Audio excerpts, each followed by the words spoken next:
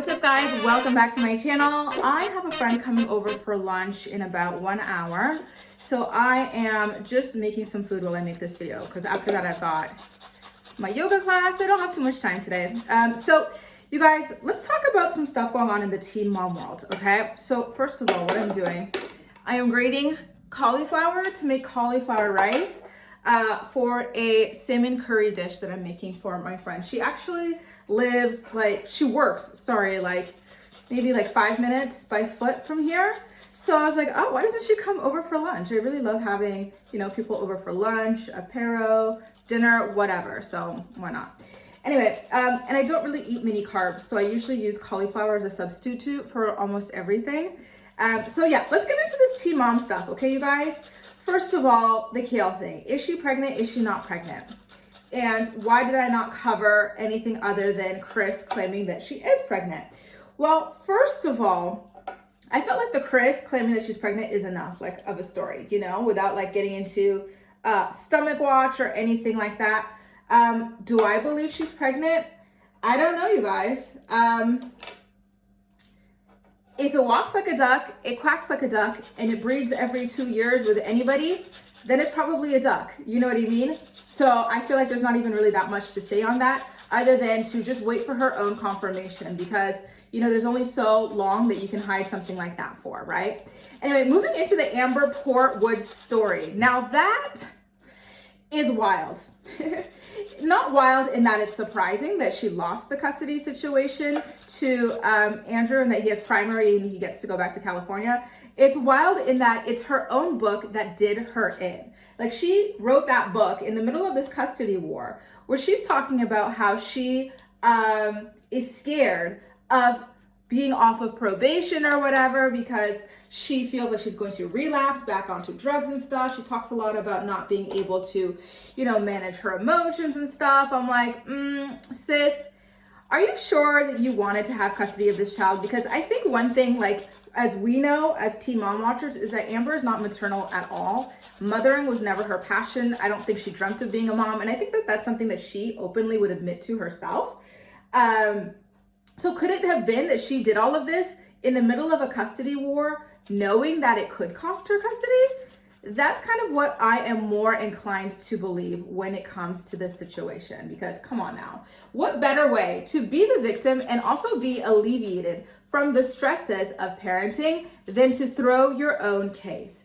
Mind you, it wasn't only her own book that cost her the case, but it was also the fact that during all of the virtual hearings about the situation, she was acting like, very, and I hate to say this because I do feel like it can be considered sexist language in some instances, but she was acting very hysterical and just like unregulated in terms of emotion and whatnot.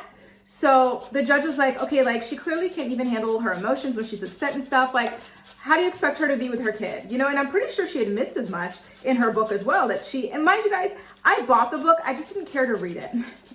Should I read it? I bought it, but I didn't care to read it. And I still have it. It's Kindle.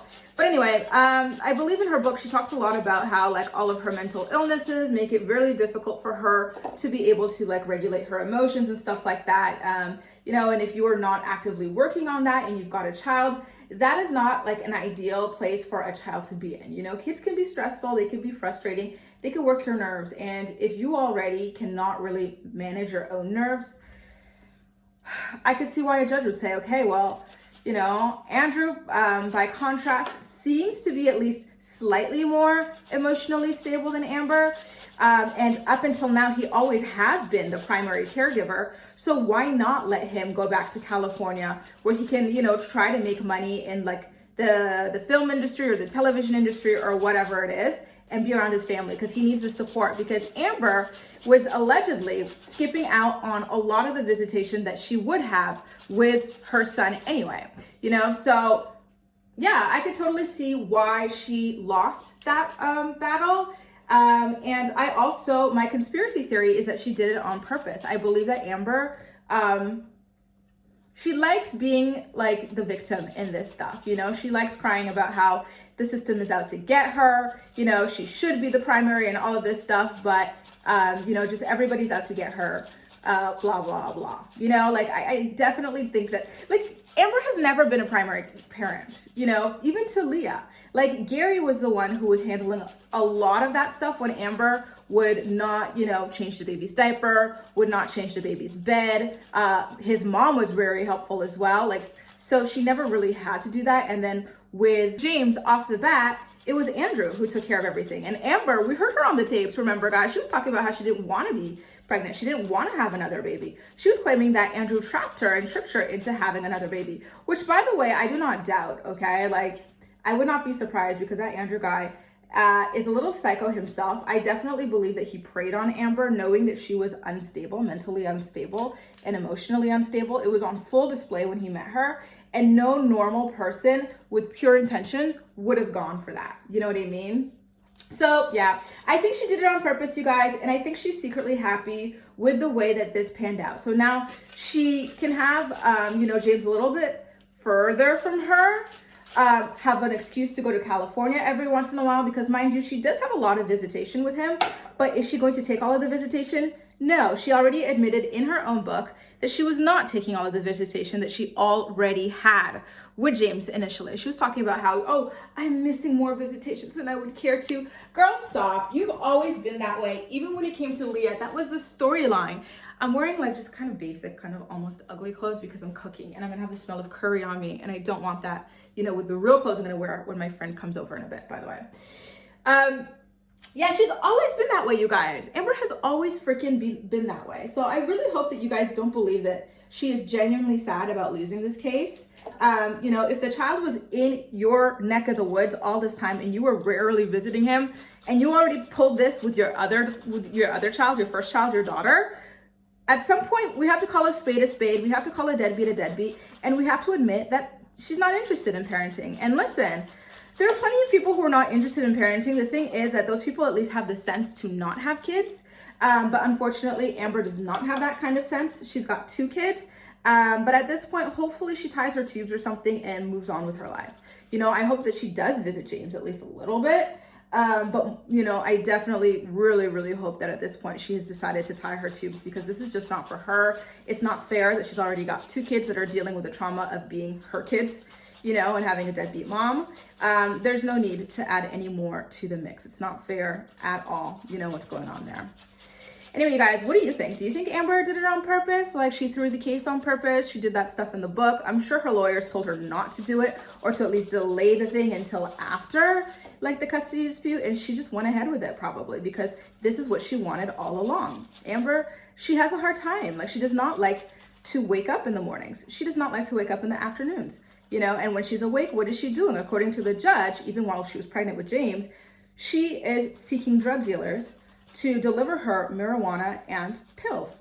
So come on now. There's no need for a child to be in that sort of an environment. I think this is a win for James, although Andrew still is a very questionable person, especially with his weird QAnon beliefs and his history of stalking women.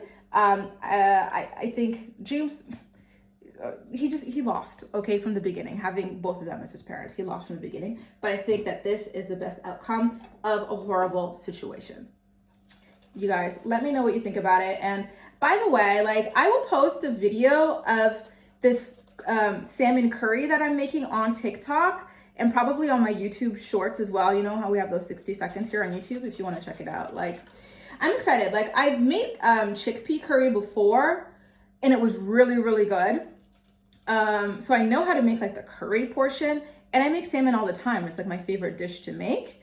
So hopefully this will turn out just fine. And this is my first time making cauliflower rice. I usually make cauliflower mashed potatoes type of a thing, but it seems straightforward enough. Just grate it, right?